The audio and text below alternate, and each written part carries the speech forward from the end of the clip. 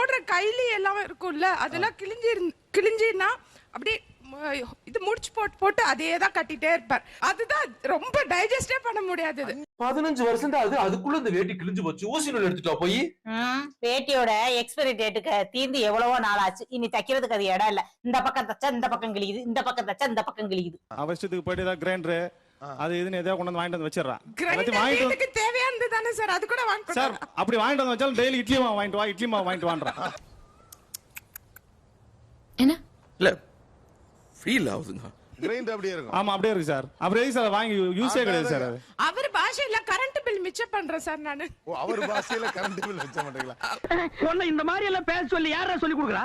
ஏன் மூளைனே ஆட்டாத கிரைண்டர் ஷோரூம்ல இருந்தா என்ன அதையும் வாங்கி வந்து வச்சிருக்கீங்கன்னு? அது ஒரு எமர்ஜென்சிக்காக சார். ஓ கிரைண்டர் எமர்ஜென்சிக்கு தான் பண்ணலாம். பாத்தீங்களா சார், கிரைண்டரே வந்து எமர்ஜென்சிக்கு எல்லா பொருளும் அப்படிதான் சார். குண்டு பைப்ல எப்படி கோர்த்து விடுது பாரு. சோப் போட்டு துவைச்சேன்னா சீக்கிரமா மெட்டீரியல் எல்லாம் வேஸ்ட் ஆயிடும். அதனால நான் சோப்பே போடாம அதை இயர் கணக்குல யூஸ் பண்ணிக்கலாம் அப்படி சொல்லுவார். இந்த மாதிரி கேவலமான ஒருத்தனை பார்த்ததே இல்லைன்னு தோணுது.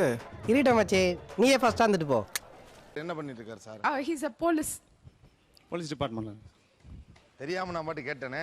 அப்படிலாம் ஒண்ணும் இல்ல சார். அப்புறம் ஏன்டா கண்ணு கலங்குது? சரி சரி. ஒரு பனியனையே அப்படியே பழசாகிற வரைக்கும் போடுறாருன்னா அவர் ரொம்ப நியாயமான போலீஸ்காரராகத்தான் இருந்தாக வேண்டும். இதுல இருந்தே நீ எவ்வளவு நல்லவன் தெரிஞ்சு போச்சு.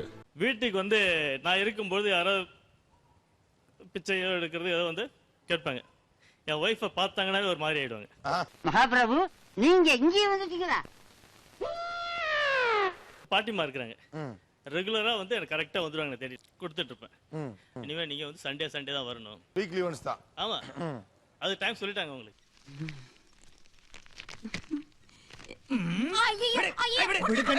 போன போது பாவம்.